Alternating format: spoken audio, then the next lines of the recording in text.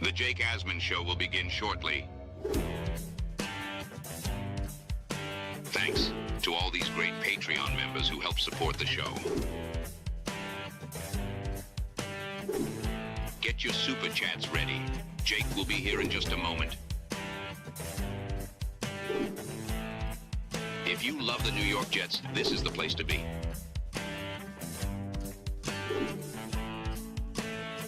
And now, the Jake Asman Show. How close are the Jets from having a Super Bowl foundation? Daniel Jeremiah inspires this interesting conversation with a tweet about what it takes to actually win in the NFL. Omari Brown's going to join me to talk about that and much more. It's the Jake Asman Show. Let's hit it and get it started. We sitting in here, we excited as hell. Now it's time to get to work. Are you a happy guy? Oh my goodness, let's go! I haven't felt joy talking about the Jets in a long time. When they announced it, I went, yeah!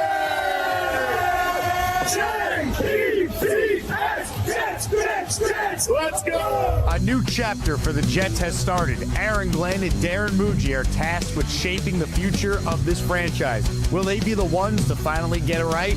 We will be here for every step of the journey on the Jake Asman Show, breaking down all the storylines, every game, and everything in between. Please subscribe and hit the like button below. Super chats, baby. Cut the line. The Jake Asman Show starts right now.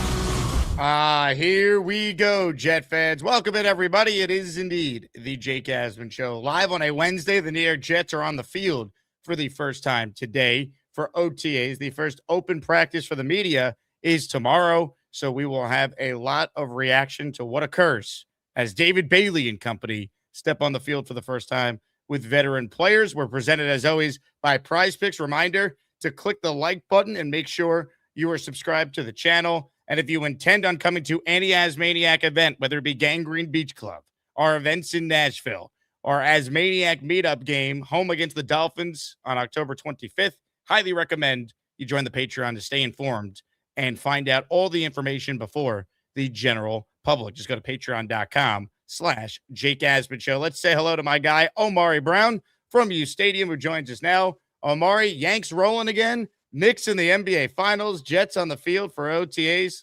How we feeling, my friend?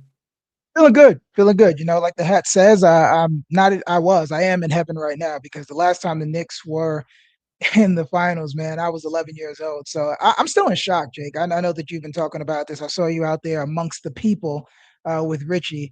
I mean, it feels like a fever dream, right? Like, has it sunk in for you yet? It's still hard to believe, man. And just not that they're here, because I did think, talent-wise, this was the goal, this was the expectation, but it's just how they got here, where it just was dominant. And it's not like they were that team in the regular season. I mean, heck, they were down 2-1 in the opening round to the Hawks, and that was the last time they faced any sort of adversity outside of the historic Game 1 comeback in the conference finals. Just, it's unreal, man. And here we are with another week and change to go before they play again. It's kind of crazy to have this many days off after they just went through this going into the conference finals. I know, man. And sometimes you forget because this team was so talented. They went to the Eastern Conference Finals last year and didn't get over the hump. But you have to remember, they brought in a new coach. And, that takes the learning curve is real. And they still won over 50 games, And again, this was never about the regular season. Like you said, the finals was always the goal. James Dolan came out and said it. Leon Rose put a ton of pressure on himself, basically looking to switch out a coach when they went to the Eastern Conference Finals last year. But I think we're really starting to see what we all thought this team could be. Just 100% total buy-in from the first man down to the 15th man and the entire coaching staff. And it's to the point now. And again, they haven't lost since April 23rd. I think they haven't lost since, night one of the draft, which is insane. And I think that's when they went down 2-1 to Atlanta. And now I didn't even get nervous, Jake, I was expecting a sweep. And I think the entire fan base was expecting a sweep because almost every Knicks fan that I follow on social media, everyone outside of you. I'm surprised that you weren't in Cleveland. Everyone was in Cleveland. Stephon Marbury, obviously Patrick Ewing and Clyde, they've all been traveling with them. The Knicks Fan TV, CP was there, Mill Media was there, everybody was there. Jay Gray was there taking pictures. I don't know if he caught that. He caught a picture with Donovan Mitchell. It was just amazing, man. I think it's been 3 rounds and it's been 3 takeovers. and the Knicks fan base. I think no one deserves this more in sports. Obviously, I'm a little biased, but nobody deserves this more in sports than the Knicks fans. I'm happy. I'm excited. I'm at a loss for words a lot of the times, and that doesn't happen much. Well said, man. Well said. I think every Nick fan, many of whom, of course, are Jet fans, it's nice to have a team on the precipice of history. So the Jets want to one day become the New York Knicks, a franchise that is deemed the worst in sports that actually could turn it around. And it's not even just this year for the Knicks. They've been building this. I mean, each year of Jalen Brunson, they've gone around further. They have figured out a way to be one of the better teams in the NBA the last 4 or 5 years. They've been consistently good. And now this year, they are great with a chance to win it all. For the Jets to get there, they need to obviously have the right coach. So coach aside, here's a tweet that I found to be interesting from NFL Network's Daniel Jeremiah. He tweeted, "I'd like to revisit this concept for every NFL team. To build a championship foundation, you need to fill these 12 spots. 1 quarterback, 2, 3 offensive playmakers, 3, you need to have at least 3 quality offensive linemen, 4, you need to have at least 2 pass rushers, and then 3 defensive playmakers as the 5th and final thing you must have." So these 5 things and the amount of each of those things you need to have in order to build a championship team, to have a championship foundation. These are the 12 core pieces that DJ says a team needs to have. Give me your thoughts on this. Do you agree with this assessment here? And then we'll get into, well, how many of these pieces do the Jets actually have on the roster currently? Yeah, I'm going to agree with this wholeheartedly. Shout out to Daniel Jeremiah. I know that he's been overworked over these last couple of draft cycles, but he's spot on with this. Obviously, I think the quarterback, and we could even have this debate, table this. I think the quarterback is one of the most important positions in all of sports, North American sports, easily. I think you need 3 offensive playmakers because the quarterback can't do it himself. And then you have to be able to protect that quarterback. You know, for the most part, you need to have at least 1 elite tackle, 1 interior O lineman that has to be elite or at least top 10 in his position. And then for the most part, I think you need to have a quality center. Now, having a quality center doesn't necessarily mean that you have to draft that center in, day 1 or day 2 of the draft. We just saw Seattle win the Super Bowl with an undrafted free agent as a starting center. Pass rushers, these are non-negotiables right here. I think in terms of quarterbacks, playmakers and pass rushers, you need at least 2. I think you need 2 tackles in the modern NFL, and you need 2 edge rushers in the NFL. And then soon we're going to be talking about you're going to need a 3-headed monster because you're going to rush the passer maybe 40 to 50 times a game, depending on the game situation. You're going to need at least 3 of those guys, 1 guy to come in fresh and just to give another look. And then absolutely with the defensive playmaker. I think every GM would love to have all of these boxes checked off. So yeah, I'm 100% in agreement with DJ on this one. So I think this is fair. I do think coaching is a huge part of this. You might not need 1000%. the specific amount of each of these if you have a great coach. The one thing that you need is a quarterback. We all understand that. Like, you don't win a Super Bowl in the NFL unless you have a franchise quarterback, or the rare example of a quarterback playing like a franchise quarterback, like Nick Foles doing what he did, for example. But in today's day and age, like, that happens once every 10, 15 kind of years. Consistently, the guys that win championships are the best quarterbacks in the league, or someone who emerges to play like that guy, like Sam Darnold now has, for example, the last 2 seasons. So I think coaching is a big part of this, but just from a roster standpoint, I think the Jets have a couple of these things potentially checked off, which is encouraging. Now, obviously, the biggest thing they need is long-term answer at quarterback, and I don't believe Aaron Glenn's the guy long-term. Hope he proves me wrong, but that is like 1 and 2 you need to have a chance. But as far as like some of these things, quality offensive linemen, they do have at least 3 quality offensive linemen. You have 2 bookend tackles in Olu Fashanu and Armand Bembu. Joe Tippmann, I think, is a quality offensive lineman. So I subscribe to the tomato can theory for offensive line. I know Jeremiah has talked about this. It's like, if you just have 3 quality offensive linemen and your other 2 guys aren't tomato cans, you should have a decent offensive line. And I think we saw that last year with the Jets. Josh Myers is fine if he's your worst offensive lineman. Simpson was adequate. And then the other 3 guys were above average offensive linemen. And we saw that play out. So I think that's still the case for the Jets this year. Look, offensive playmaker, I think so much of it is, well, you have Garrett, you have Brees. Can one of Sadiq, one of Cooper, one of maybe even A.D. Mitchell, Mason Taylor, could someone else emerge. Maybe you kind of just need just 4 offensive playmakers because you only have that one true star in Garrett Wilson. Depends how you view the definition of what an offensive playmaker is, but at least just starting on offense, Omari, we know about quarterback Gino. I think he's solid for a year, whatever, but playmaker wise, quality O-line wise, I think the Jets actually have some of those foundational pieces you're going to need to turn this around. Yeah, and I'm going to agree with you there. I'm just going to push back a little bit. Obviously, the quarterback, we've already touched on that. We're still looking for our long-term answer.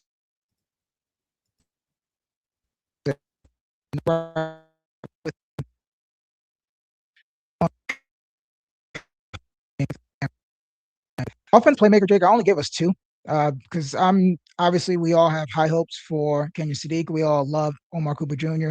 And to me, I'm not the biggest AD Mitchell guy. I think that he's a body catcher. And I think that for what I think he's closer to a wide receiver 4 than he is a wide receiver 2. So I would give the Jets 2 playmakers. I think Breece Hall is phenomenal, and we all love Garrett Wilson. So I'm going to give them 2 there with the potential. I think Kenyon C could possibly be that 3rd.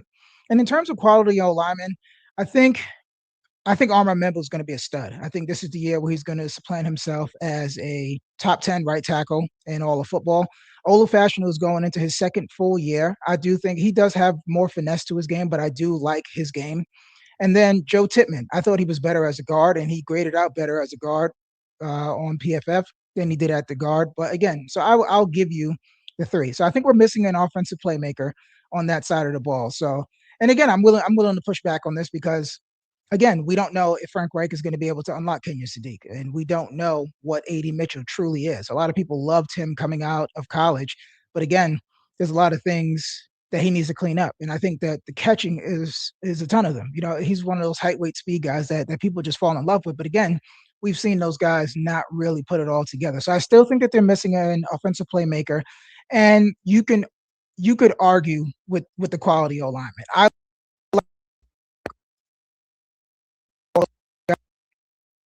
Omari, do me a favor. Switch to your phone that we talked about off air because you're a little choppy here with the audio connection there. We were losing you in and out. Look, I think offensive line-wise, you look at Tippmann, and whether he's a guard or center for you, I think he's an above-average offensive lineman. In fact, I would like to have the conversation centered around, could the Jets get some sort of extension done with Joe Tippmann before the year? That way, he's not going into the final year of his deal. The guard market continues to be so expensive. I think you could save some cash and salary cap space long term if you got something done now rather than wait. The tackles I feel good about. I think right now, could the Jets use a better center long term, better guard? Sure. Maybe that's where you have 3 first-round picks. You're afforded the luxury to take a swing at one of those spots a year from now once you get quarterback solidified. And then you look defensively, and we'll get Omari back with us and get his thoughts on the Jet defense here. Defensively, they should have 2 pass rushers that they need. They should. Now, it's projection. We don't know. I got my David Bailey jersey right here behind me. I've joined the Bailey bros. I'm rooting for him. You take a guy 2nd in the draft, you need him to be that level of pass rusher. And then Will McDonald, if it's just about getting to the quarterback, I think he's that guy. You got to put him in the right situation, though. The game script's got to present the opportunity for McDonald to rush the passer. He had a bad year last year, but so did everyone on defense. Other than maybe Jawan Briggs and Harrison Phillips. Everyone had a bad year. So I think in terms of pass rusher spot for the Jets, it should be Bailey. And it should be Will McDonald. Should be. They picked up his 5th-year option. They clearly believe in him. We're going to see. Defensive playmaker is an interesting one because if we're separating defensive playmaker from pass rusher, this is where I think the Jets lack the defensive playmaker. You could say they have one if you still think Minka Fitzpatrick at age 29 is one of the better safeties in the league. I'm going to be positive on May 27th, so I'll say they have one. Demario Davis, I like him, but he's going to be 38 years old. By the time the Jets are ready to win, he won't be here. He's helping to lay the foundation and change the culture, you hope. You have one defensive playmaker right now. We hope D'Angelo Pons can be that guy.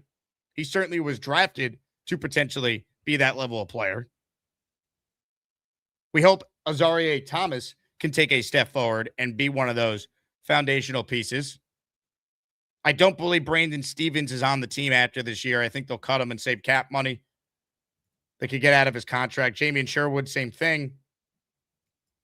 Malachi Moore, nice player, I suppose he could be, but this is where the Jets come up short. Obviously, quarterback, and we talked about the coaching. But just looking at the roster, this is where I think they're short. I think they have the O-line. I think they should have the pass rusher. I think defensive playmaker. And I think until proven otherwise, you could say offensive playmaker. Because while I like Brees, how many teams are built through their running back to actually win a championship? Like what the Eagles did was rare. I know Kenneth Walker was the Super Bowl MVP, but that team needed to score in the high 30s in the NFC Championship game 2 weeks prior. Like the real Super Bowl this year was the NFC title game between the Seahawks and the Rams. So it depends how you view the definition of an offensive playmaker. Do you need 3 stars? Do you need 1 star and 2 very good? Do you need 1 star? And what if you just have like a dearth of options, like seemingly what the Jets should have? I don't know how good Omar Cooper Jr. is. I like him. I don't know how good he's going to be. We're going to find out. Sadiq, the same thing. Mason Taylor, the same thing. So the Jets have some of this. But the 2 biggest things they don't have is, once again, quarterback and coach until proven otherwise. And that's really where it starts. But some of the other pieces you need, they actually have. It's why I think the job for the Jets is an attractive one. If we sit here a year from now and we're going into OTAs after another draft with 3 1s, and the Jets hopefully hired a proven coach or the top offensive coach for their young quarterback they're grooming to be ready to play. That's how you got to look at it. Comments, questions, super chats, cut the line. Omari Brown is back with us. Before I bring him back on the show, how about this for a giveaway? See the David Bailey jersey behind me? You want one, Jet fans? David Bailey jersey up for grabs for anyone who enters the Asmaniac raffle. If you don't want Bailey, how about Omar Cooper Jr. or Kenyon Sadiq? Your pick of any of the Jets' first round picks. Sadiq, Cooper, and David Bailey. Gift a membership for your chance to win, or send in a super chat or Venmo that qualifies. Ozzy in the raffle for 1. Thank you, Ozzy. Black Gypsy in the raffle for 1. Thank you, Mr. Gypsy. Let's go. And here we go. Let's go. Let's go. Reminder, when you enter any daily raffle, you're in the weekly raffle. Knicks fans, this week we're giving away a signed Clyde Frazier jersey, signed Darrelle Revis end zone pylon, and a signed Joe Klecko helmet. Omari making the switch to the phone this time. Do you hear me? Yes, I hear you loud and clear, man. Let's go. Love it. All right, so let's get back to the point you were making because we lost you there. Yeah. Breakdown offensive playmaker again. Your full thoughts. How many do the Jets currently have in your opinion? Yeah, so me, I'm just going to go with 2 just because these guys are proven. It's going to be Breece Hall and it's going to be Garrett Wilson. I think Breece Hall is going to absolutely explode this year. I'm talking 16 all-purpose yards. I think we're actually going to see the full scope of what Garrett Wilson could be as a playmaker. And then again, Jake, the reason that I'm a little, I don't want to say that I'm bearish on the rest of the offensive playmakers is because I don't believe in the coaching. And I think that when you have a Sean Payton, when you have a Sean McVay, the talent doesn't necessarily need to be as great. When you're at a disadvantage in most cases at the coaching position, at the offensive coordinator position, you need the talent to really be the difference. And right now, I'm not sure how good that talent is going to be because, yeah, I mean, we project this talent to be what it's going to be with Kenyon Sadiq and Adonai Mitchell and Omar Cooper. We like all those guys. But again, we really don't know about the coaching. So that's why I'm not going to be all in on saying like, yes, we have, 3 or 4 playmakers because I just don't know yet. But what I do know is that Breece Hall is a top 12 running back. And I do know that those guys are going to be able to create mismatches and do whatever they have to do every Sunday, regardless of the position that they're put in. So that's why that's my feeling on the offensive playmakers. I caught the tail end of what you said, though. Totally fair. All right. How about the defensive side of the ball, Omari? You see the jersey behind me. I got the Bailey jersey. Absolutely. I mean, David Bailey's supposed to be one of these pass rushers. Also, he's supposed to be one of the defensive playmakers too. But for the sake of the conversation, let's just focus in on Bailey being one of the pass rushers here. It's projection, but he's the 2nd pick of the draft, so he better be one of those guys. Otherwise, it's a colossal failure by the entire Jet organization. And I like Will McDonald. This is a huge year for him, but I'm going to bet on the talent and what we have seen, which at times he's been a big-time pass rusher. The game script needs to set him up to be that player. So under this premise, the game script obviously would. We're building a championship team here. Do you think the Jets have the 2 pass rushers DJ's talking about? Yes, I'm going to give them. Listen, if you draft somebody second overall, they damn well better be at least a pass rusher. They better be able to get to the quarterback or do something at an elite level. And I believe that David Bailey is going to be able to do that. I am higher on Will McDonald than most people. Like you said, he needs to be scripted up. I think Will McDonald is a closer. I think if the Jets can stop the run, I'm looking for them. They brought in professional run stoppers. So if you bring in Tavondre Sweat, David Onyemata, and Demario Davis, and Harrison Phillips does what he does, if you still can't stop the run, then I'm not really sure where we go from there. So I think Will McDonald's going to have a lot more opportunities to prove that he's a closer. And I think double-digit sacks is well within reach. You and I have spoke a handful of times about what we think about David Bailey. I'm expecting 7.5 to 8 sacks just because of the pass rush profile. He has the best and most complete pass rush profile from a prospect in the last decade. So if that doesn't equate to 7.5 or 8 sacks in favorable situations, then I'm not really sure what where we go from there with the number 2 overall pick. So I can comfortably say that the Jets have 2 pass rushers.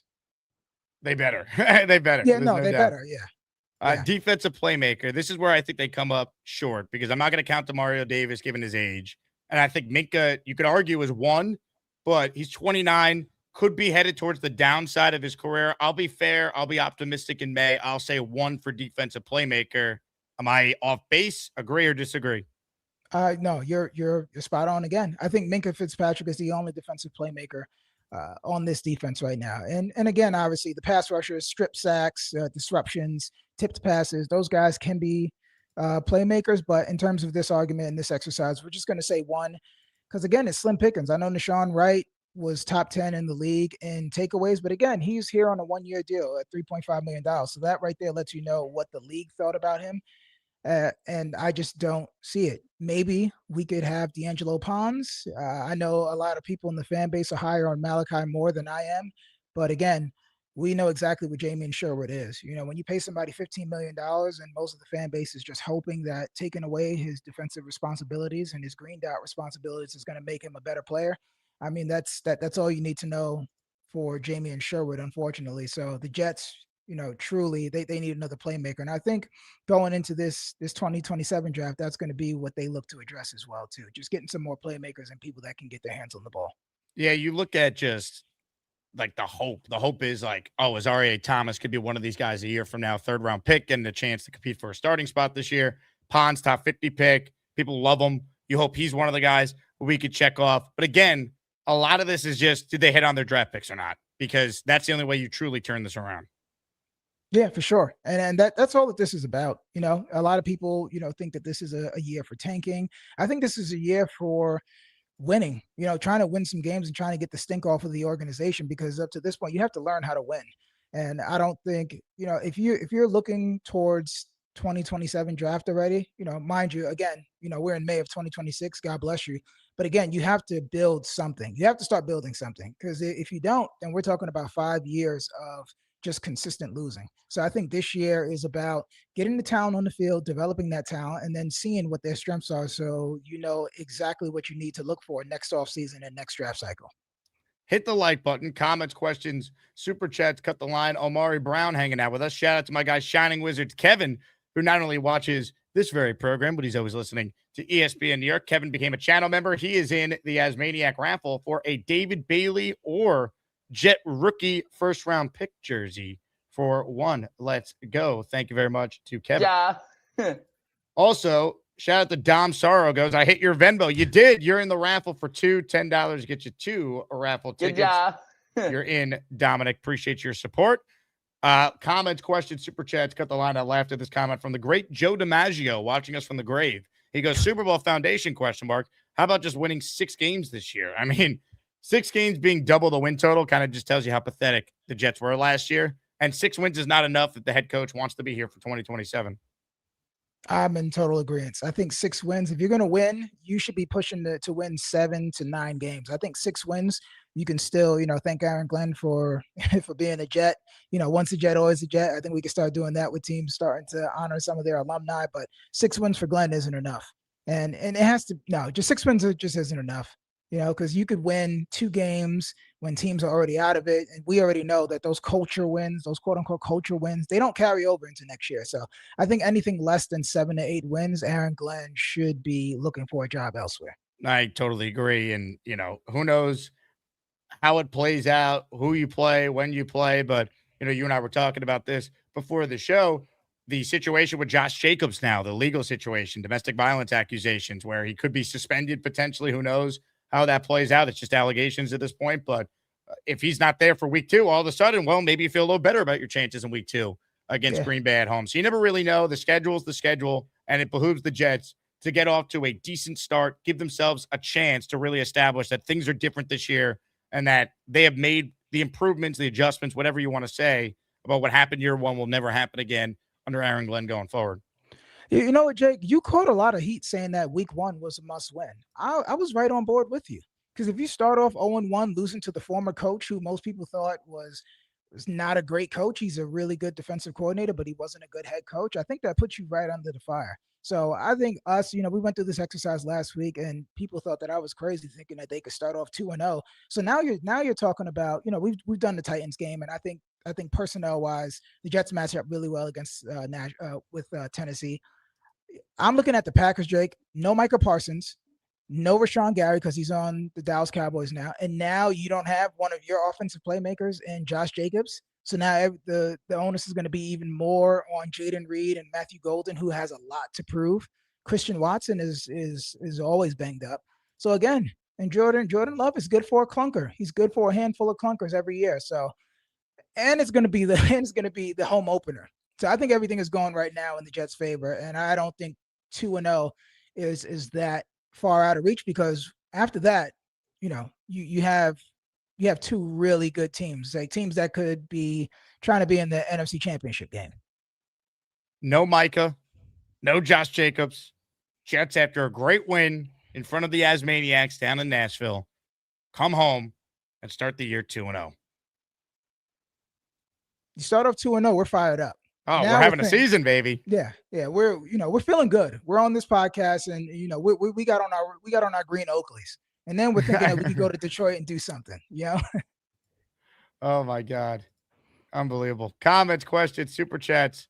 Cut the line. Omari Brown is with us here, one of the all-time greats, joining us every week at this time, talking all things New York Jets. So OTAs get underway today. What are some of the storylines that you're personally going to be paying close attention to over the next several weeks here? Okay, first thing I want to know is who's going to start at the nickel. All right, I know Aaron Glenn loves D'Angelo Pons, as we all do. I've actually had to calm down on my man crush on D'Angelo Pons, but I know that Blewett is right there with me. So I'm looking at who's going to start at the nickel. Is it going to be a battle between CB2 for Azareye'h Thomas, D'Angelo Pons, and Nashawn Wright? Or is that battle going to be between Jarvis Brownlee and D'Angelo Pons for nickel? So I think CB2 and Nickelback, there's going to be some good competition there. I would say, what is the plan for Minkah Fitzpatrick? Are we going to be playing him in some single high? Is he going to be in big nickel? Is he going to be playing close to the box? What are we doing there? And in terms of base looks, where is David Bailey going to be? Is he going to be more of a situational guy going forward, or are we just going to throw him right in and he's going to be a part of the base package? So defensively, I think that there's a couple storylines that we could follow there. For the defensive line, I think we already know T'Vondre Sweat, we're going to plug him in as your nose tackle. David Onyemata, Harrison Phillips, those guys are going to share. If they're in some odd and some even fronts, they're going to be anywhere from a 3 to a 5 technique, which is outside shade of the guard to head up on the tackle. And for the offense, I think we should be looking for a trade on the way to training camp. And I'll throw this back at you. Are you comfortable with Cade Klubnik being QB2? And are you comfortable with Braylon Allen and Isaiah Davis as your RB2? So I'm comfortable with Cade being QB2 for now, because I want to see how he can handle things over the next couple of weeks, OTAs and minicamp. If he's not ready, you could sign a Cooper Rush before training camp in late July. So I don't think there's any rush. So let's see what Klubnik, right? And plus, we'll hit on the Brendan Sorsby stuff. If he's in the supplemental draft, what do the Jets add him to the room? Like, we don't need another quarterback. And then we add, it's a waste of money. You don't need to do that. So let Zappy and Club compete, see where they're both at, and you could evaluate. As far as the backup running back situation, I think the Jets are telling you they like their room because it's not like they drafted one where they made a notable free agent signing there. I have questions about Braylon Allen. It's a lot of potential. We haven't really seen it. Like it's projection with him, but I like Isaiah Davis. So I'm okay with the running back room. I think at this point, there's really no one out there that I'd say, yep, definitely add that guy. It makes you that much better. So I'm fine with both at this point. Okay. Well, let me tell something else at you. So the Arizona Cardinals drafted Jeremiah Love, 3rd overall. They also have James Conner already in-house from a previous regime. And they also signed Tyler Algier from the Atlanta Falcons for RB2 money. So again, there's a logjam in that room. I think or maybe this is just, my Jets fan. I'm just always thinking whatever can go wrong will go wrong.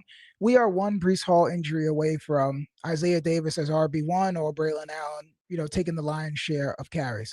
Now, would you trade 2028 7th or 2027 6th just to get James Conner in here or somebody like that, or maybe a Trey Benson or someone like that? Just so you could feel a little bit better about somebody that's done it before, that's carried, that's been a workhorse before. What would you say to that? Ooh, I guess it depends what I have to give up. I'm not against that type of move, though. It makes you better. I think those guys are more proven. Yeah, and I think that right now we're just trying to build some stability. So to me, Braylon Allen and Isaiah Davis as your running back duo in case Breece Hall needs to miss any time, that doesn't make me feel safe. So I'd be looking at a Trey Benson. Like I said, I'd be looking at James Conner, and I think it just makes sense. That's a ton of money that you're giving to that running back room. I think Jeremiah Love is already going to be top 7 in running back salaries just because of his draft slot. You gave Tyler Algier a decent deal, and then James Conner is I could look it up, but I'm pretty sure he's making $8 million. I think it was $8 million when I looked it up. So that's a lot of money allocated to a rebuilding team for a running back position that is seemingly been devalued to most people. So I think that makes sense. And I think Darren Mooney, like we said, he needs to catch up to Howie. So I am expecting some trades. I think the trades could be at linebacker if we're trying to target a specific position. Last year, they were thin at defensive tackle. We all felt that way. So do the Jets because they made the moves for Briggs and Phillips right before the start of the regular season. I think this year that version could be the linebackers. Maybe they want to see if Malagoa got better throughout the offseason, if he could step up and play a role on this team. They got Michael Walker, who played a little bit at the end of last year. He's still around. Maybe the coaches are higher on those guys than we are as fans. But if not, I think if you're talking about a trade, the linebacker spot is one to watch. Or there's still some guys out there, Karake, Milano. If you wanted to add an LB, a veteran linebacker, you can. Yeah, and I mean, it makes sense too. I prefer Matt Milano, and some people just don't like him just because he was a Bill. But I think Matt Milano, he's at the point now. I know he's had some injuries. He's not going to be playing 90% of the snaps anymore. I'm not even sure how many times the Jets are going to have 3 linebackers on the field. I think their base will probably be some form of nickel at 3-3-5 or like a 5-2-4. They're going to be doing some variation like that. And again, you're right. Most people aren't high on Jamin Sherwood. Like I have to see a pulse from Jamin Sherwood this year. So again, you could say that the same way with the running back room. You're one Demario Davis injury away from it getting incredibly tough to watch at the linebacker position. So I'm with you there. I just think that running back is being a little bit overlooked just because Breece got his new deal and he's been seemingly healthy over the last 2 years. But again, I would like to show up as many of those spots as possible. And I know you're not going to be able to do it all in one off season, and Muji's done a tremendous job, but I still think that there's some small marginal moves that you could make to ensure that this team continues on the right track. Comments, questions, super chats, cut the line. Doc Jet fan cuts the line with this as Maniac super chat. At what point do the Jets start to fill gaps at linebacker and O-line depth, kicking with the remaining available players? They have some money available. Kind of follows up on what we were discussing. I think, speaking of kicking, can the Jets add another kicker, please? That is something that I am going to be closely following. And I do think offensive line depth is certainly something that we could discuss as well. Yeah, I think so too. But again, Max Mitchell is back, if I'm not mistaken. You also have Inez Cooper. So again, those guys are your backups, and you would hope that those guys can develop into formidable backups. And again, I'm with you too. I think kickers kind of been overlooked as well. I know they have Cade York in tow, and they brought in an undrafted free agent. But again, I would hate to lose games because of, we overlooked the kicking position as well too. So I think those are all small moves, marginal moves. That's not really going to cost you any draft capital, because we all know that those 3 first-round picks are not being touched. Those premium picks are not being touched. But those day 3 picks, you can find some distressed assets. You can get, Nick Farrier wrote that article, and now Josh Sweat is looking out. So he's looking to get out of Arizona. So again, you can still make some shrewd moves here and still add to this team. Austrian Jet fan is in our David Bailey, Omar Cooper Jr., and Kenyon Sadiq jersey raffle on the show today for one Austrian Jet fan. Thank you very much. Just don't let go of the rope. Here's who got the membership from the Austrian Jet fan. Relentless JC is now an Asmaniac channel member. Thank you very much to Austrian Jet fan. Hit the like button if you're just joining us. Omari Brown from uSTADIUM is our guest. Jets opening OTAs today. They're on the field. Media is there tomorrow. We'll have some reaction from what stood out on the field on our show. Plus, the Jets Collective is live Friday afternoon. Samini's going to be there, of course, and he will recap his takeaways from Jets OTAs on our next Collective program. Kevin checks in. I'd enjoy a long-term solution at center one of these days as well. Yeah, I think center is one of those positions where that's probably the 2027 draft, unless they sign someone. Maybe they want to go full Vegas Raiders and overpay on the best center in free agency to just ensure they get that guy. They can do whatever they want there. They got the most money in the NFL in cap space next offseason. Yeah, I'm with you on that. And I think over these one of my, mantras, or I guess mission statements for the team, were to, buy the trenches and draft the skill. And I think that you can adopt that same thing. You really want to focus on getting talent at the skill position while also adding talent at the depths. Because again, all great teams are built through the trenches. But again, you don't always have to use premium draft capital to get great trench play. So whoever the best center is on the market, I think you could throw a boatload of money at that guy. The Jets are going to have over, $160 million in cap space. So I think you fortify that, because I don't know about you, Jake. I don't want a rookie QB learning along with a rookie center. I want a veteran center with a rookie QB, and I want that QB to think about as little as possible outside of going through his progression. So I would feel left guard if Dylan Palm doesn't do the job this year, and at center. And now we're talking about having 5 quality offensive linemen to go to DJ's foundational build. And that's where I would go for the center position. But I agree with you. Myers is okay, but we don't want to just be okay. We want to be a little bit better than okay. And I think that Myers would be a tremendous backup or interior O-line swingman. I think it's very well said. Hit the like button if you're joining us. Omari Brown with us here. Jet fans, what OTA storyline intrigues you the most? I see we got a question from Brian. How do I get the membership? Brian, you got to do it from a desktop or a laptop. You hit the money sign. So instead of clicking super chat, after you click that money sign icon, you just click gift a channel membership. For every membership you gift, that's how many raffle entries you get. We are presented by PrizePicks.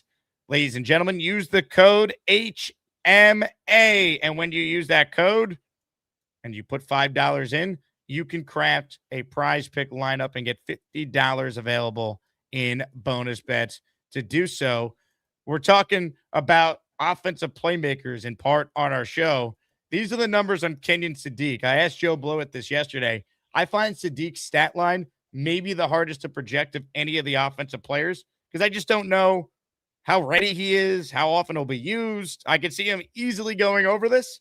I could see him easily going under this. Your thoughts on Sadiq's 3.5 reception touchdown number and 449.5 receiving yards number available at PrizePicks? It's so strange because I'm with you. Like there's a world where I know that you can unlock this potential and he's going to be a mismatch nightmare.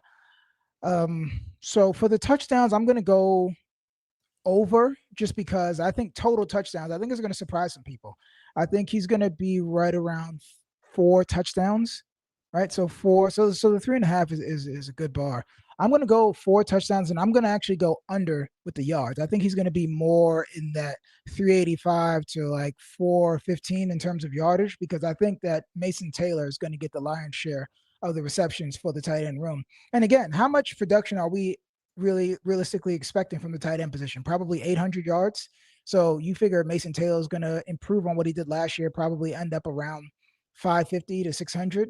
And then the rest of that is probably going to go to Kenyon Sadiq. So I think a good year for Kenyon Sadiq is right at 400 yards receiving and 4 touchdowns. But I think it will surprise people because he's going to get a rushing touchdown as well, too. I wouldn't be surprised if he, I've always said this, what other teams do with athletic tight ends. You bring them in motion. Gino's out of the shotgun. They take the QB snap. Maybe we do that a couple times at the 1 yard line, and he gets 2 rushing touchdowns this year.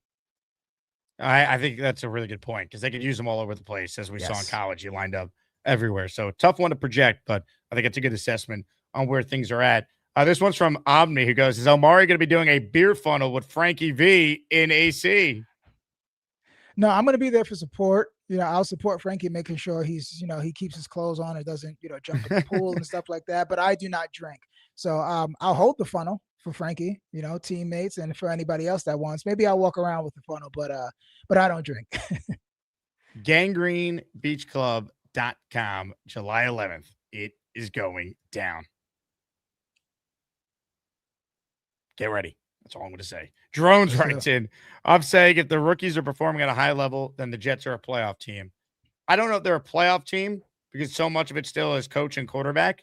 But if they're performing at a high level, we saw this in 2022, how the Jets were not expected to do anything. And they were winning a lot of games because Brees was going off before his injury. Garrett was the offensive rookie of the year. Sauce was a first-team All-Pro and a defensive rookie of the year at a very important position, the corner spot.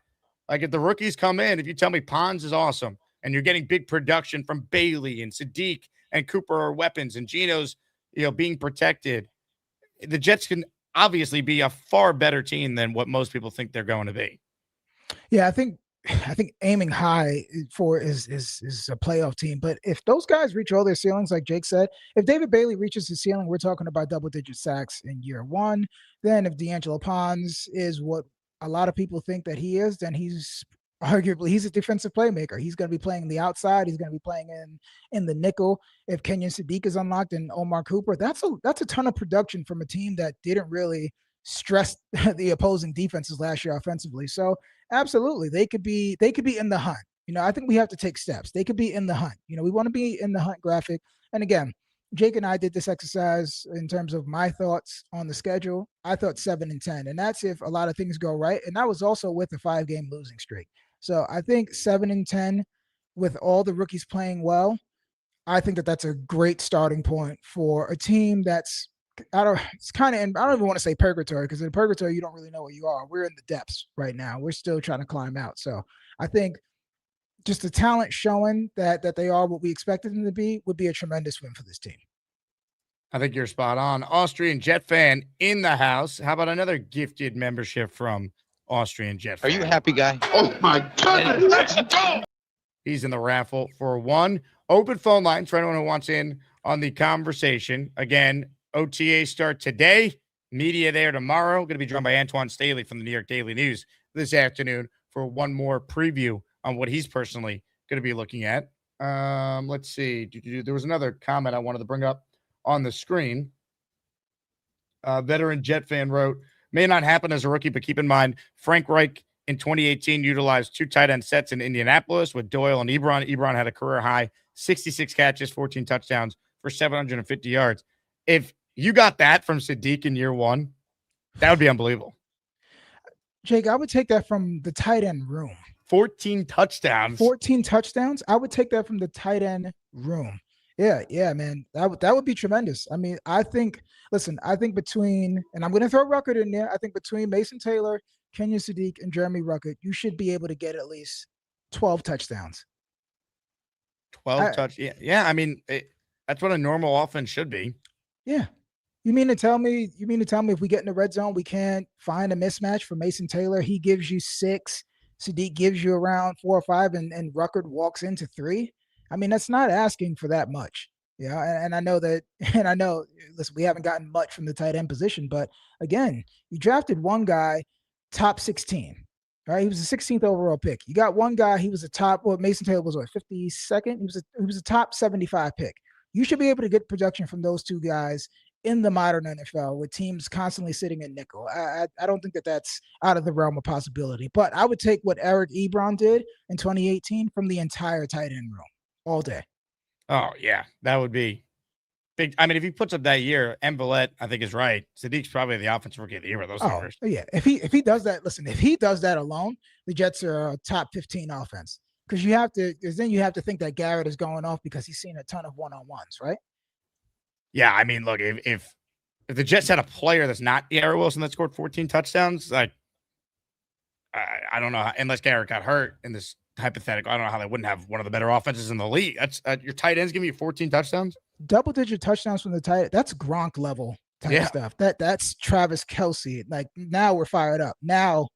Now I'm getting the Kenyon Sadiq jersey. That's the territory that we're going to be in. I think that would be tremendous. But again, I just want to tell people that we just need to temper expectations. I know he's Sadiq the Freak. He's a tight end that hurdles people. He's Vernon Davis 2.0. But even Vernon Davis, it took a little time for him to launch and really become, what people thought he was going to be. So let's just temper expectations. Addison writes in, Sadiq spending more time with tight end coach Alfredo Roberts or wide receiver coach Sean Jefferson. I mean, it's a good point. Roberts. Probably the tight end coach, but I mean, if there's some pointers Sean Jefferson has how to make Sadiq a better receiver, why not both? Yeah, sure. Listen, work on your routes with Sean Jefferson, but we need you. We need you to work on your blocking technique. We need you in line just to break up the tendencies. But yeah, listen, go get as much knowledge as you can, young man. So I'm going to play you a clip from the Gangs All Here podcast with our guy Frankie V, Ryan Sampson, and Brian Costello. They're talking about breakout players this year for the Jets. I'll play you Kaz's answer, then I want your breakout player. If you can only pick one, Omari, for the New York Jets. Who do you guys breakout candidate for the Jets? Yeah, I'm going to go with Mason Taylor. He's great. Now, Interesting. I didn't put him in my top 10. I thought about it. He's kind of on my next tier here. And the presence of Sadiq, I get it, is going to make people go, well, how much is he going to have? But I don't know. I still think this guy is really talented. He didn't have a shot last year because of how bad the quarterback play was. So it was very hard to evaluate him. I mean, we've talked about it. He got one touchdown pass last year, and it was from Breece Hall. So, that's like just an unbelievable stat. Right. And the other one I heard was, I think this was Samini, it was Breece Hall is the only player on the Jets who has more touchdown passes than interceptions. So yeah, but anyway, I think Mason, sometimes everyone gets excited about a rookie and then they kind of forget about them after the rookie year, like going the second season. And Aaron Glenn talked about him at the owners' meetings, being excited about what he can do. I still think with Sadiq here, I think they're going to figure out how to do a lot of 12 personnel and get both of them on the field and be creative. And I think Gino can utilize the tight ends. And I think, Kenyon Sadiq might take a little while to get used to the NFL. Mason Taylor's ahead of him. He's played the whole season ahead of him. So Mason Taylor's my guy, Ryan, as a breakout player for the Jets. I mean, we've been talking about Sadiq, and of course, Mason Taylor's the one going into his second year. I feel like he's a bit under the radar now after the Sadiq and Cooper selections in the draft. And Glenn at the owners' meetings, remember, he was asked basically the same question I'm asking you, Omari, and his answer was Mason Taylor as well. So your thoughts on that? Yeah, I think that's a great answer by Kaz. And again, it was a bit of a layup. He took the check down on that one. I'm gonna go with AZ Thomas. All right, I think AZ Thomas, if he has a strong summer, he'll be cornerback number 2. And I think you start to look at that cornerback room. It's Brandon Stevens. Again, he got better as the year went on, but again, is he a cornerback 1? Nobody would talk themselves into that. I think Azareye'h Thomas. I think in a perfect world, Azareye'h Thomas is your cornerback 2 to start, and then D'Angelo Pons, he's working in on the outside as well too, and then you get Jarvis Brownlee in there, because if you can get AZ Thomas, Jarvis Brownlee, and D'Angelo Pons, that means that your run support is great. So I'm going to say a year 2 breakout is going to be for AZ Thomas. I thought that he acquitted himself pretty well against basically Batman and Robin of the wide receiver duos in the NFL when his first start was against Jamar Chase and T. Higgins. And I mean, if that's not a sink or swim type of scenario for your first start as a pro, and I thought that he did pretty well. Now listen, when you go against elite guys, you're going to give up some plays. He did give up some plays, but he competed. I think a lot of people were kind of down on AZ Thomas because he didn't test well. But again, he's a bigger, longer corner. A lot of those, there's not too many of those guys. Most of those guys don't truly test well. I mean, Antonio Carrati was a freak. He ran a 4.2 at damn near 6'3" as a corner. So it's Omari Thomas. He's 6'2". He's a physical man corner, and I think that he could definitely cement himself as cornerback number 2 going forward. I like that answer a lot because so much talks about Pons, and it's like, well, Azareye'h Thomas probably should not have been a 3rd-round pick. He fell. That's why they took him. I think that was a BPA selection there, and he did flash before the injury, so hopefully he could build on it. It's going to be weird watching him wear the number 1. I don't know how many Jet fans paid attention to this. He changed his number to number 1, so it's going to feel like, wait, is that Sauce? But no, it's Azareye'h Thomas now. No, and hopefully, he can make some more plays on the ball. No shot to Sauce, but making the plays on the ball wasn't his thing. So, yeah, we just need guys that are going to make plays on the ball. And hopefully Azareye'h can do that. But again, I like when my corners can tackle, and I like bigger corners as well. And I think they're building a good corner room. You have one guy that can match up with the shifty guys. You got AZ that can match up with those jump ball merchants, and they just got that physical guy that's going to be in the traffic with Jarvis Brownlee. So I do think they are building a versatile defensive backfield. But yeah, I'd be looking for AZ Thomas to be a starter. Shake and Bake checks in. The Knicks saw Tibbs wasn't the answer. Cleaned house, replaced him with a better coach. Jets need to do the same with Glenn to have that turnaround. Well, here's the thing. I don't think it's the same exact situation because Tibbs came in as a proven floor-raising coach, and that's exactly what he did with the Knicks. They got better each of his years. Even the last year where they ended up firing him, they had made the conference finals for the first time in 25 years. So let's not lose sight of that. But to your overall point, Shake and Bake, if Glenn does not prove himself this year, he's gone because he got 2 full years, got to revamp his staff. You don't typically ever get to hire the amount of coaches Glenn has hired through 2 years. It's put up or shut up. Show that you're a real coach or you won't be here because you're not going to waste another year when you have 3 first-round picks and all this cap space going into what's supposed to be a stacked draft. So it's put up or shut up for him. Otherwise, he will be out just like Tibbs was out. But at least Tibbs gave the Knick fan, 5 great years of turning this doormat franchise around. Yeah, I think it's a completely different scenarios. And like you said, listen, it's either one or two things are going to happen. The Jets are going to, the bottom is going to completely fall out and the Jets are going to be picking top 3 again. And then you're going to have your pick of the litter in terms of quarterbacks, or the Jets are going to be challenging for a wild card spot. So I'm on board for both. I'm ready to be happy about wins. And then I'm also ready to be the tent commander if the bottom completely falls out. So I'm with you right there. I like Aaron Glenn as a person. I loved him as a player, but I'm just not sold on him as a head coach. So I think we're just going to have to go through this year and just really wait and see. Because again, if you're high on Aaron Glenn right now, then again, you just have a lot of, you're drinking that positivity Kool-Aid that I just don't have in my house. Abu Jacob checking in with a super chat here. Jake, as I watch the OKC series, I'm terrified of all the flopping that's going to happen versus the Knicks. When is the NBA going to put a stop to this BS? That's part of the reason why I'd much rather play the Spurs. I don't want to deal with the whole antics of SGA and that team, the way they play. It's incredibly frustrating. The refs let them play. I feel really good about the Knicks' chances. Are they going to be ticky-tacky calling a lot?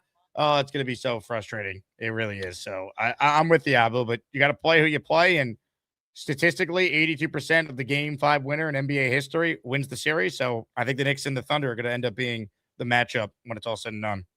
Listen, I'm not just saying it just because they've had a dominant run. I like the Knicks' chances versus both teams. I don't think that it's going to be a sweep or it's going to be domination one way or the other. But again, it's incredibly tough to watch. And the sad part is that Shea is a tremendously gifted offensive player. Like what he does, he's not overpowering guys. When LeBron was doing it, LeBron is just a specimen. Shea is crafty. He's shooting a ton of middies. He's getting to his footwork is tremendous, but again, he's on the floor all the time. And I know NBA players fall. OG started doing this too. Instead of the landing on your feet because of the impact, from jumping. I know a lot of them fall, but all those guys fall. Every time Jared McCain gets touched on a screen, he's falling. Chet is doing the same thing. So I think it's taken away from the skill that's on display right now. These are the 2 best young teams in the NBA, and the narrative and the story behind the series is about the flopping, which is unfortunate. Oh, the flopping stuff is just infuriating. It's bad. It's bad. And listen, when the refs are letting them play, OKC only scored 80 points. If they're going to be diving on the floor the entire time, they're incredibly tough to beat. They had 68 points in the fourth quarter of a conference finals game, in game 4. Like they're very good. They're the defending champs. They're not unbeatable. Indiana took them to 7 games last year. Like we got to stop with this. Oh, the Knicks have no chance. The way the Knicks are playing, they could beat anyone right now. Let me tell you, it's about who gets hot, and that Indiana team was hot. And if Halliburton popped his Achilles in the first quarter, right? Of the game. Halliburton, yeah, he was in the first quarter of that game. And listen, you could argue that the momentum was starting to swing back in Indiana's favor. So again, I like the Knicks' chances. They're playing connected on offense and defense. The ball is moving. Everyone's feeling good, and they're going to be rested, Jake. A lot of the times when they played OKC, I forget which was it last year when OG and Mikal pretty much dominated that game, but it was the night of a back-to-back.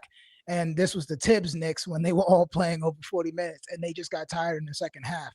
Now you can spell them with, McBride, Alvarado, and Clarkson and Deuce. In some nights the Knicks are 10 deep. So they're 5 through 10. Their 6 through 10 isn't as good as OKC's. But again, you just need guys to get a breather. And another thing that's not being talked about enough, Rick Brunson's been in charge of the substitutions, and I thought he's been doing a phenomenal job. It's been flowing. We're seeing some lineups out there that we haven't seen before. But again, Mikal was able to press and make life hard for James Harden that entire series. And I think him just having a breather and having that rest is why you're seeing the best version of Mikal Bridges. He's been awesome, man. And when you raise your game in the playoffs, that is ultimately what, New Yorkers care the most about, given what the expectations are for the Knicks. It's why, as a Yankee fan, I did this topic on the radio on Monday with Ty Butler. Like Bridges and Giancarlo Stanton, very similar. Like Stanton's been hurt a lot, has had up and down regular seasons, but he has been by far the Yankees' best playoff performer since he was acquired in 2018. And I always have love for Stanton. You could say if they don't win a championship, it obviously didn't work because his contract maybe stopped you from making other moves, but it's tough to kill a guy when, as a Yankee fan, it's all about the playoffs, and he's delivered in the playoffs. They don't go to the World Series, for example, in 24 without him being the MVP of the ALCS, and with Bridges up and down regular seasons, but they're not in the NBA Finals this year, in the conference finals last year without his play. So what you do in the playoffs truly does define, an athlete in New York. And in the case of the Jets, they can't even get to the playoffs. So whoever the quarterback is or coach that leads them to the playoffs, they're going to be a god in this town. Exactly. And I love how you bring that up. And it's like, listen, as New Yorkers, we love the Josh Harts. We love, think about it, Nick Swisher. Nick Swisher is one of my favorite Yankees ever. How long did he play with the Yankees? Like 3-4 years maybe? But he just always showed up. He's a good guy, said all the right things. And that's why it's tough for me to kill Giancarlo, because I know a lot of it isn't on him. He was in the prime of his career, and we turned him into a DH in a city in the Northeast where it gets cold. So that was a recipe for disaster. You could arguably say that we had a younger version of Giancarlo and Aaron Judge. So I don't even blame a lot of that on Giancarlo. And then with Mikal Bridges, we were expecting Mikal Bridges to be the Brooklyn version of Bridges when he was the number one option. He's arguably the fourth option on a team where you have two offensively gifted guys. So I don't even blame. I try to look at, context when we're evaluating these players. And again, I just think Mikal Bridges, what he does, he's always available. Giancarlo is never available during the regular season. Mikal, I want to ask you this question. Do you think that Mikal's Iron Man streak actually hinders him because he's not as aggressive during the year?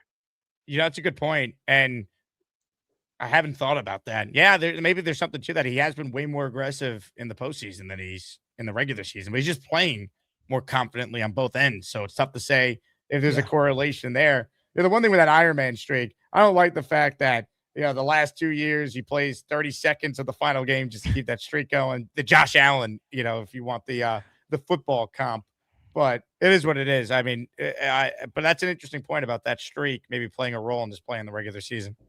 Yeah, because I always thought that he should be the great value. Listen, the great value. Don't kill me, chat. The great value version or the budget version of Kevin Durant. He has a really good midi game. Well, he doesn't have to handle it to break you down one-on-one like KD does, but his mid-range game is lethal. And I think that if he just kept defenses more honest, attacking the basket like he's done, I think we've seen him attack the basket more this last month of the season than he has in all 2 full seasons with the Knicks. And I think that's why the game is just coming so easy to him. So sometimes I wonder if he's just trying to preserve himself because these guys get nicked up. So I wonder what we would see with 70 to 72 games of Mikal Bridges versus all 82 Mikal Bridges. And I think that we probably see more efficiency and more aggressiveness. Comments, questions, super chats, cut the line. Omari, are you ready for a caller unlike any other? Absolutely, always. Ladies and gentlemen, first up today on the Gusbuster Umbrella Hotline. Hold on. StreamYard is glitching here. First up today on the Gusbuster Umbrella Hotline is the one, the only, Mikey Midnight. Hello, I'm Mikey. I'm Bobby's little bro. Have you seen Jake Graves? She's so beautiful. I love my boy Jake, but not in a gay way. I am so happy. I'm not going to touch anything, I promise. Oh, but Brown, I love you, buddy. You're my homeboy, too. And the Knicks go win the championship. We go lift the championship up with Jake and the whole New York Knicks. Yankees go win the World Series and the Jets in the Super Bowl. Yeah, and sign me up for all are that. you ready to A.J. Brown? Are you ready to A.J. Brown? I think he's going to New England. Yeah. Right? I don't want him to go to New England. I want to go to the Jets. That would be a kick-ass team where he goes to the Jets. It would. It would. Yeah, A.J. Brown would love Gino. Gino would kiss him. Yeah. I'm going back to work, Jake, today. You're going back to work, Mikey? Yeah, my oxygen was 97, the heart rate 101, but pressure was cool. So what you do for work, Brother Brown? What do I do for work? I do this for work, and I'm in sales, but I do this. I do this content creation. Can you give me an autograph for somebody for me? Yes. If I'm able to cover training camp, I will get a Mikey Midnight autograph if I can. Yes. But you're a good guy. You're my new friend. You're my new friend. Good. I love you. I love Jake Asman too. I love you, Mikey. I'm glad you're going back to work. That's great news. Yeah, my supervisor called yesterday to make sure I'm working. But I don't want to work. It's too long. It was a whole month, Jake. Look at Mikey. Mikey wants to work. He's itching to get back to work. And we got Charles Gorman, who's been unemployed for 3 years and counting. Unbelievable. Hey, Jake, I know you give me the shirt and towel. I'll go wave that towel in front of Boston suck. Boston suck. I hate Boston teams now.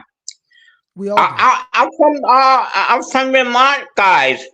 I forgot to tell Brother Brown that I'm from Guilford, Vermont. But I can't stand Boston teams. They get me sick in my stomach.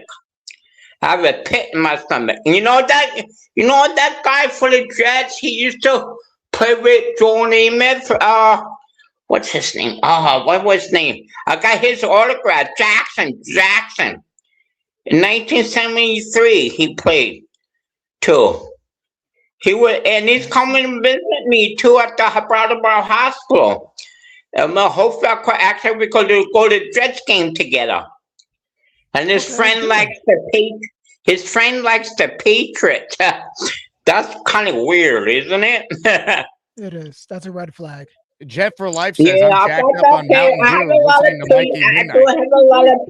I do have a lot of Patriots fans. I do. I love them. Not in a gay way, but I love them so much. I think we 3 New York teams gonna win the whole thing. I guarantee, because the Jets almost won a Super Bowl in 1973, right? 1969 when I was born. You know what I mean? What? They're gonna win it this year.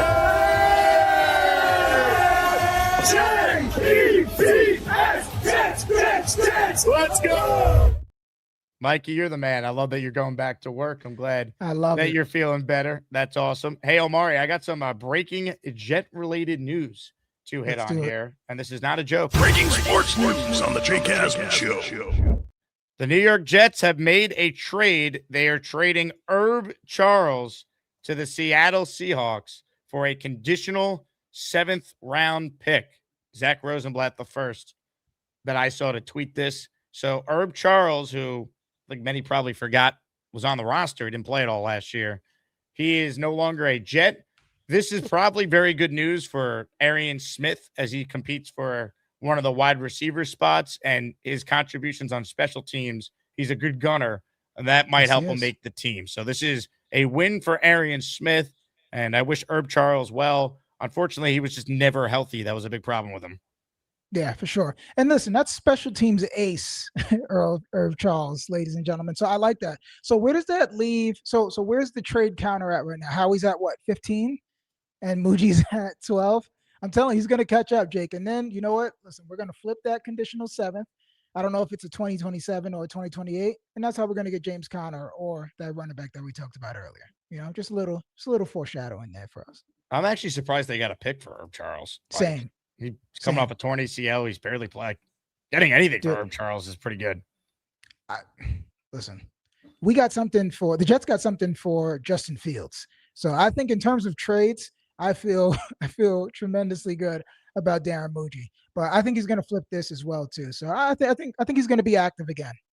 Give me all the late day 3 picks for Muji to somehow turn them into veteran contributors. Yeah. Has he lost a trade yet, Jake? Has Muji lost a trade yet? It's a good question. I don't think he has off the top. Well, are we counting like trading up in the draft? Because they traded up for Tyler Barron, for example. Okay. All right. So, no, we'll just talk about, pick for player trades. Yeah. Yeah. Well, player trades, I don't think they have. I mean, they got value for Sauce and Quinnen way more than anyone said they would. They got great value for the trading for Phillips, Briggs, and Brownlee during the season. They got Geno and got him to basically take a little less, so they got him for next to nothing. That was smart. I don't think there's been a bad trade at this point. I can't think of one. Am I missing something off the top of my head? T'Vondre Sweat and Jermaine Johnson. I think that's a even trade. Yeah, to be determined. So far, I think most of us like the deal, understand why they did it. Mm-hmm. I don't know if there's one obvious one at this point. Yeah, they brought in Jasir Taylor for a conditional 2028 7th. Let's see. Minka for 2026 7th. Yep, like that deal a lot. Yep. They were able to get draft capital for Justin Fields. So again, listen, you could argue about him moving up for Klubnik, and I forgot that he actually traded up for Tyler Barron, like you said. But again, we'll say that he's 96% success rate. It's pretty good. So it's pretty good. And I don't think he's done, man. Yeah, he has to catch up. He has to catch up. He doesn't want to lose to Howie. I think they got something going there. Ladies and gentlemen, this is the type of news you get on May 27th. Herb Charles to the Seahawks for a conditional 7th round pick. And the big takeaway, Arian Smith, you're on the team. You're the gunner. You and Stickers are the 2 gunners for the 2026 Jets. I trust Chris Banjo, so if this is what he wants to do, you prove you know what you're doing. I give you the benefit of the doubt. Chris Banjo, exceptionally great in year 1. He gets to choose what he wants to do with his special teams unit. I'm all for it. Hey, let me ask you a quick question. Do you think that Chris Banjo was overlooked in terms of that NFL acceleration program? Yeah. Why wasn't he mentioned there? That's what I thought that was interesting as well. I don't know if you covered that. I've been tapped in, but I don't know if you covered that at all. But I was kind of shocked. Historically positive special team season. Yeah. And he's not even, well, who knows if he wants to be a head coach, but I thought that was interesting as well too. I thought that I would think that he's one of the up and coming young head coaching candidates, especially coming off the year that he just had. And special teams coaches have had success. You think about Harbaugh, being number 1, and I believe that's where Joe Judge started as well, if I'm not mistaken. Yeah, I think that's very well said. So a good job by you on that one. Hit the like button, comments, questions, super chats. They cut the line. Omari Brown is with us here. We are talking all things New York Jets. Last chance to get your question or comment read. And again, big giveaway today. See the jersey behind me, Jet fans? You want a David Bailey jersey? It's yours if you enter for your chance to win. And you also could pick Omar Cooper Jr. or Kenyon Sadiq. So Jets first round pick jersey raffle, our prize today. When you enter for that, you're automatically qualified to win later this week a Klecko signed helmet, Rivas signed end zone pylon, and a Walt Clyde Frazier autographed jersey. Shout out to Snowball, who won a Clyde Frazier jersey I ordered for him yesterday. This one's from David, who says, Omari, do you see Sadiq as a possible candidate to run the tush push, FDR dive, Liberty leap for short yardage conversion? So yes, I actually love those names. So Jake, let's screenshot that. The Liberty Leap, I love it. So hopefully we see some Liberty Leaps. Liberty leap is a great answer. No, that is good. So yes, so like we said, I don't know if you heard us. I think that Kenyon Sadiq is going to be that X factor, that move piece where he's motioning in. If it's a short yardage situation and Gino's in shotgun, running back is offset, we have trips left. Sadiq motions in right under the center. That gives us 2 yards for a second and short, or a third and short, or even a fourth and short. So I'm expecting them to do that hopefully a dozen times throughout the year. I'm looking for Kenyon Sadiq again coming in motion and taking a jet sweep. When you have a tight end that can run a 4-3, that is in play. So I love those names. So a tush push, a Liberty leap. I'm expecting some variation of all three for Kenyon Sadiq. I don't think that we should treat him as a traditional tight end, because you already have a traditional tight end in Mason Taylor. Let's get creative with how we get Kenyon Sadiq his touches while he learns the nuances of being an NFL tight end. Billy in the house. He is in the raffle for one. Let's go, Billy. It's Jets, Jets. I love Fireman Ed too.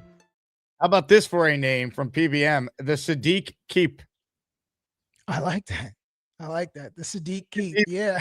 Keep. I like it. Sadiq Keep is pretty funny, man. No, that's good. There's a lot you could do with the Sadiq Keep. That's good.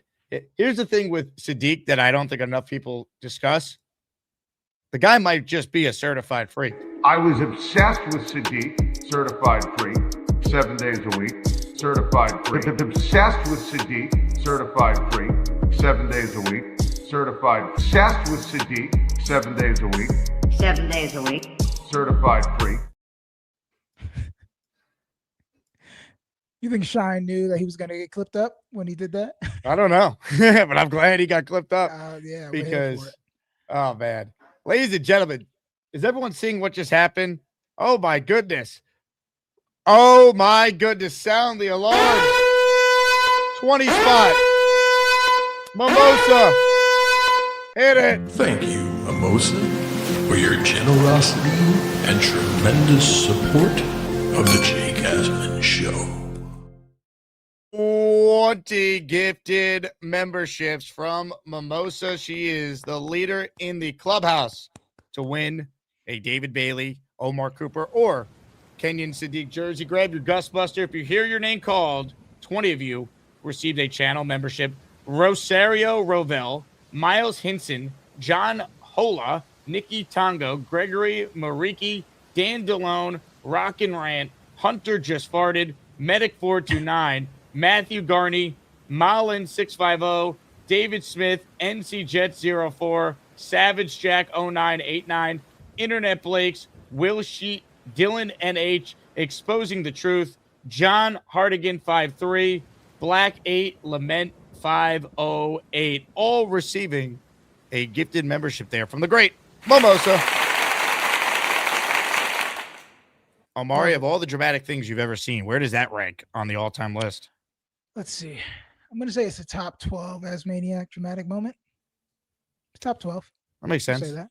That checks out. Mimosa, you're the best. Appreciate your support as always. Omari, final thoughts as we wrap up here. Knicks, plenty of days off. The New York Yankees, all of a sudden, have gained 3 games in the standings on the Rays the last 3 days, and the Jets starting OTAs.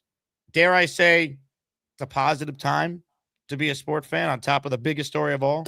The New York Knicks are playing for a championship. Listen, we could be talking about, the Yankees really heating up, reversing the June swoon. We could be talking about a parade, an actual championship parade on the island of Manhattan. And I will actually be in attendance if that happens. So listen, man, I got the Knicks in 7. I got the Yankees making some big moves. At June, they're going to add 2 to 3 bullpen arms. might add a bat, but that bat might be Jason Dominguez and John Carlos Stanton. I think the Yankees are going to make the AL championship game. So I think it's going to be a fun fall for us, Jake. Let's go. I love it. Omari, you're the best. Thanks for hopping on as always. As always, man. Thank you, Jake. Appreciate you. Omari Brown from uSTADIUM with us there. Check out his work. Reminder, the show's a podcast. If you ever miss the live YouTube show, you can listen on Apple or Spotify. Just search Jake Asman Show, and you can listen to anything you might have missed. Only a few days left in the month of May. Highly encourage everyone to get on the Patreon if you're not on there. If you join up for the year, you'll save 15% and also get 10 weekly raffle tickets automatically applied. You'll gain access to our private Discord channel, which is an extension of the YouTube chat all the time. And I'll have some info. I already have info on Nashville for the Saturday event. Tailgate info is coming soon. And I need to get a head count for Jets and Dolphins on October 25th. So we're going to put that group by together as well in the coming days here. I've been focused on Gangrene Beach Club and our Nashville related events, but big things are happening. Speaking of Gangrene Beach Club, come join me, Omari Brown, and all your favorite content creators, reporters, super fans in one spot. That's Gangrene Beach Club on July 11th in Atlantic City at Oceans Casino HQ2. Lou B's going to be ready for that one. Oh, it's going to be electric. Anyone see Lou's call in on Monday? He called in from the from the venue, which was absolutely awesome. Comments, questions, super chats, cut the line. Quick break. We come back. Load up your calls. Right now, there is no one on hold. So if you've never called in, this is the opportunity to be a part of the show. We are back right after this. How are you on the line twice? Beast joins us now. What's up, Beast? Whoa. You look at me right in my eyes. I've been to the dark side. I've seen both the 7 gates and the 8 circles of hell. I don't think you've been there before. You haven't learned nothing just yet. You got a fucking problem or what? Beast, what were we working on? I gotta get the temper under control. Yeah, I don't want nothing to do with you. Games with I don't want nothing to do with you. You're a loser. Beast, just accept you're not my league, buddy. Just accept you're not my. You're not quality. You're fiction. Beast, you're fiction. You're a fan. Beastburger, we got 2 Beastburgers. Kiss my ass too in these Jets because you're you cake. You're not in my league. You're Beast, just accept I have 185 pounds of muscle. You would pumps like you on the street. We're made to be last 5 minutes. Me, Gary, and Charles Gordon are more men than they're more man-like than here. Hell out of here! Why don't you go? Is Gary on the line? Is Gary on the line? Then go kiss him then. Let's get Gary on the line because honestly, he's winning this matchup pretty badly. But let's get more of a rumble. I just got off the crapper 5 minutes ago. Oh man, Beastburger, name me 5 lost spawns. Honestly, Beast, name me 5 lost spawns. Honestly. I'm not in the mood today. I already took a diarrhea dump, and my back's killing me. Beast, your back is killing you because you have a bad diet. If you had a better diet, your back wouldn't be killing you. Honestly, just go. Let's get a commercial, Jake. Let's get a. Here's an example of Max. This is your head.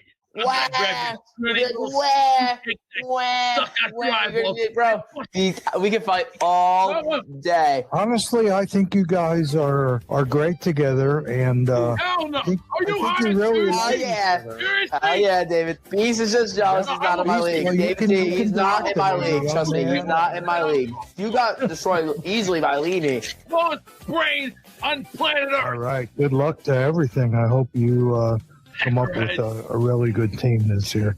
Honestly. I mean, how do you judge it through high school? And I could judge, honestly, if we were judging this matchup. Honestly, Beast is not my league. He has more of that. Most of my muscles are real man muscles. High school Beast has a lot of that. Honestly, David C. Beast has a lot of fat, honestly. To be honest with myself. Fuck up, you loser. Oh man, David T, how do you like that Brees Hall deal? And honestly, David T, you're how many coaches from head coach on down are involved with the whole situation? Oh man, Aaron Glenn's the worst head coach I've ever seen in my life. Hey. Hold on. I think you guys are speaking your opinion, and I respect it. You know, what's up, David T? I think you really like each other. You're not in my league. It's the dream. Who do you think's more in my league? You don't have a dick. That's all you have. You Well, don't. explain to where all this beef started Dream? at. Is it because of body fat? Get the hell out of here! Whoever Well, all started right. this bullshit is a crackhead, a moron with a lowest IQ of dog shit and syphilis. You didn't like him on site. Is a crackhead on drugs. Put me in the middle, Jay. All right, thank you. We got to. How you doing? Two retards on drugs. Amanda, how you doing? Oh, I'm doing great, Madman. Oh man, what do you think of this beast situation? You're lucky I don't take two of your heads and crack them like eggs. Well, yeah, unless you both. Oh, okay. Beast, you're fixing. Look at my biceps. Why don't you and Oscar? Beast, you're a fake wrestler. You're a fake wrestler. Beast, you are a fake wrestler. Beast, if you were in a wrestling match, you'll be like, wah! You know, the book of the mommy. I've been in the hospital, unlike you, you little shit. We don't know that Max has never been in the hospital. What if he got hurt? I mean, I broke my arm when I was 4. Beast, if you maybe use the 6 wrists, you would get more ladies of it. Dude, I've had more pussy than you've ever had in your life. Go tell that to my. Go tell that to somebody else. Easy, beast. Jake, go to commercial. Let's go to commercial. Why don't you go fist yourself? Hey, Beast. We're back from commercial, baby. Quick update on the Herb Charles trade. That's right. For those tuning in late, the Jets traded Herb Charles to Seattle this morning for a conditional 7th. The conditions on the pick. It's a 2028 conditional 7th. So it's not even this year. So, look, it's better than getting nothing for him. I'm surprised, but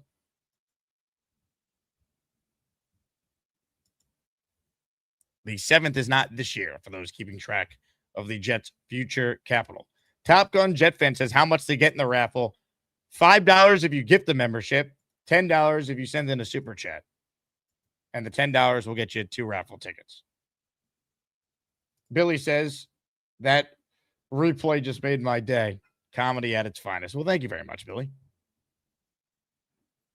Yo Holmes says Dream's glasses are legendary. They really are.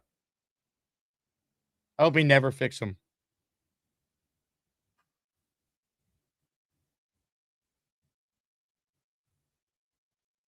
Unreal. Sneak Sadiq, another name for that play involving Kendon Sadiq. The Sadiq leap. The Sneak Sadiq. He's got one of those names that rhymes with a lot of things, so you could do a lot of different things with it. Mimosa, who get the 20 earlier, says, I want the Sadiq jersey. Go Knicks. Go Knicks, Mimosa. Go Knicks. Yes! Yes! Let's go Knicks! This our year, baby! Win the chip! Yeah. Brother Yeti says, I missed the Herb trade. Think that means Arian's still on the squad. I'm sure that's already been discussed. Yes, I do. The real winner of the Herb Charles trade is Arian Smith. I think his roster spot, I don't want to say it's secured because he's still got to go and earn it, but he's in way better standing now than he was if Herb Charles was still here. Because both guys don't give you much as a receiver. They're good special team players. Arian Smith last year was very good as a gunner. So I think he makes the team now. I think he's probably the 6th receiver they keep. Like, I think it's going to be Garrett, Cooper, Mitchell, Tim Patrick, Isaiah Williams, Arian Smith. I think those are the 6 receivers they keep.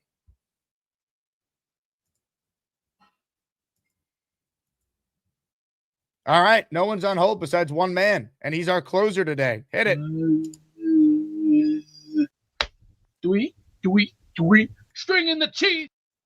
1 week away. Game 1. Are you going? That's the plan, Beast. Got to take out a small mortgage to go, but that's the plan. I know who I want. I know who I definitely want. Revenge match. 1999. I want San Antonio. I want them to listen. We've waited 25 years for this fight. Bring your asses home to our house. We got a couple branding irons. We got a couple baseball bats. And I got my favorite little friend El Strapo, known as the riding crop, Sergeant Slaughter's riding crop. That means, boys, we're going to take you to school. You're going to go through the school of pain. You're going to be taken so bad to the point where your asses are going to be so bright red that you'll need the sun to cover your ass. And I'm not going to tell you once. I'm not going to tell you twice. I'm going to tell you 3, maybe 4, and you're going to be on a first-class ticket back home to San Antonio. Yeah! Say go New York, go New York, go! Go New York, go New York, go! All that to tell you, Beast, I think it's going to be the Thunder. The Game 5 winner in the NBA playoffs wins the series 82% of the time. I think it could go 7, and if you're a Knicks fan, root for it to go 7, because then anything can happen. But I think the Thunder are the better team, and it will end up being Knicks Thunder, which means the first home game for the Knicks is going to be Game 3 of the NBA Finals. It would have been if it's the Spurs. The Knicks won't have home court. Game 1 and 2 will be in either OKC or San Antonio, and then games 3 and 4 will be in New York.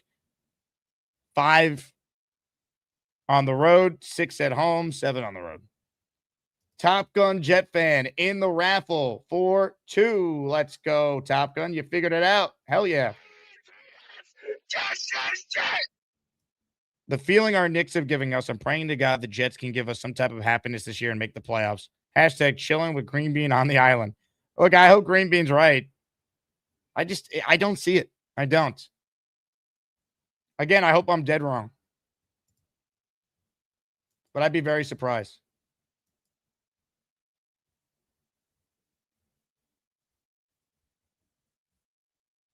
I mean, it's just tough.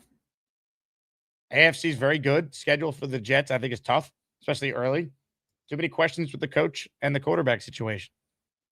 But again, I hope I'm wrong. And the feeling the Knicks have given us, if you want the positive, it's that the Jets can turn it around. They're not hopeless. It's the same thing with the Knicks when they said, Dolan, never win with them. Well, they've been able to win with them. Woody Johnson was the owner of a team that went to the playoffs 6 times his first 10 years as owner. Was a half away from the Super Bowl twice. Brian Morales in the house. He's in for 2. Thank you very much, Brian. Good job.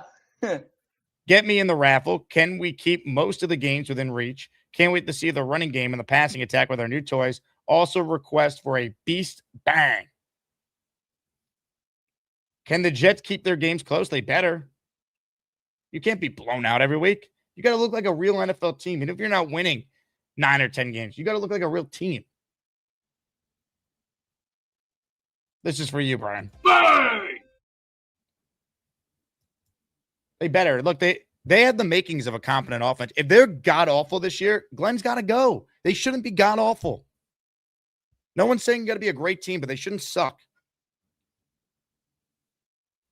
Colin Wolford in the house. He has gifted 5 channel memberships. Let's go, Colin.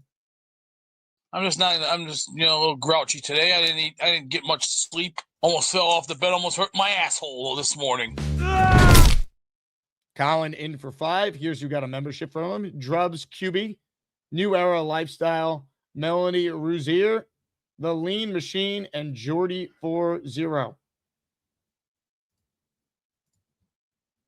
Kevin wants to know, how does Jake watch this with a straight face? Beast is a national treasure.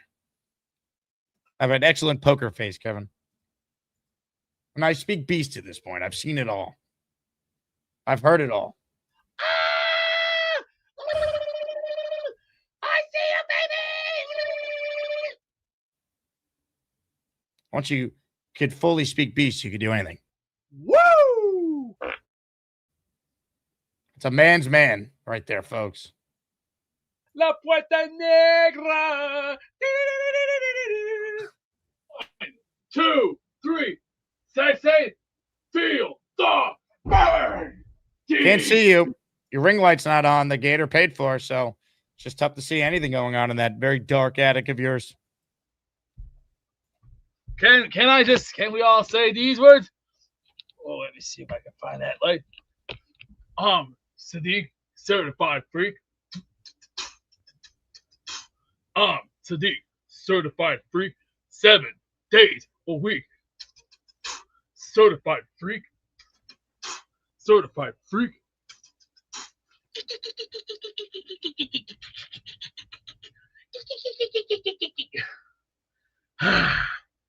We ready for a raffle?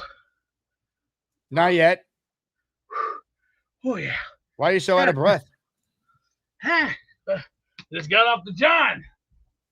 And You're out of breath from taking a dump?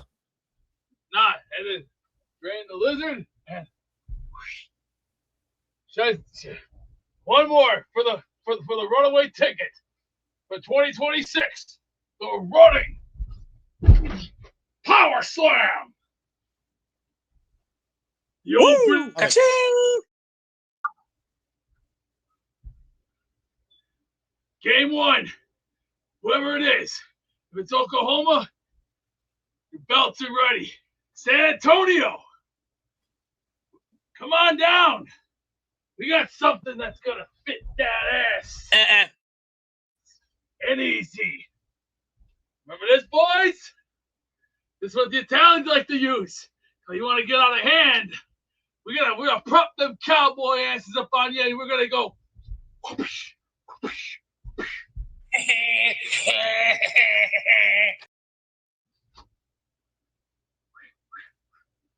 Tossa, hassa, hassa, hiya! Don't let go of the rope. What rope are you talking about? This whole team looks like it's shot to shit. Who the hell you think you are? I am. Thank you very much, Beast. All right, we're back with Antoine Staley this afternoon. I'm looking forward to it. It's going to be a glorious show. You guys are the best for still being locked and loaded. More breakdown on the Irv Charles trade. Just kidding. But if there's anything new, we will certainly cover it. I'm going to get you guys out of here with a musical performance that I believe is sweeping the nation. A rousing rendition of Bobby Midnight's Jump Her Bones. Enjoy, and we'll see you at 4 p.m. with Antoine. Like the video, subscribe to the channel, join the Patreon. Go Jets, go Knicks. I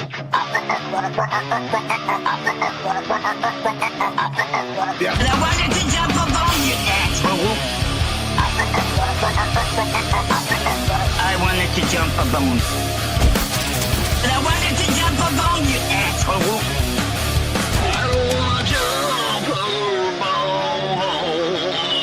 She's very attractive. I don't want to talk to people with no ideas. Not that I want to jump a bones, but you're very attractive. I don't want to jump a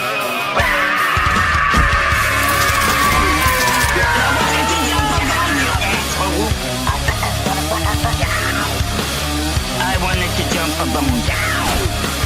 Can I take a look around the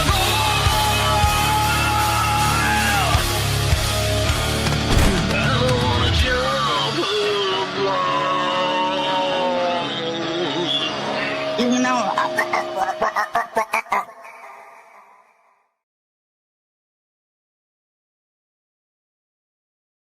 Oh, hi. Jake wants me to ask you to click on the like button. That's right, Lane, and if they don't subscribe to the Jake Asman Show, this team may never win another game. Let's go Jets!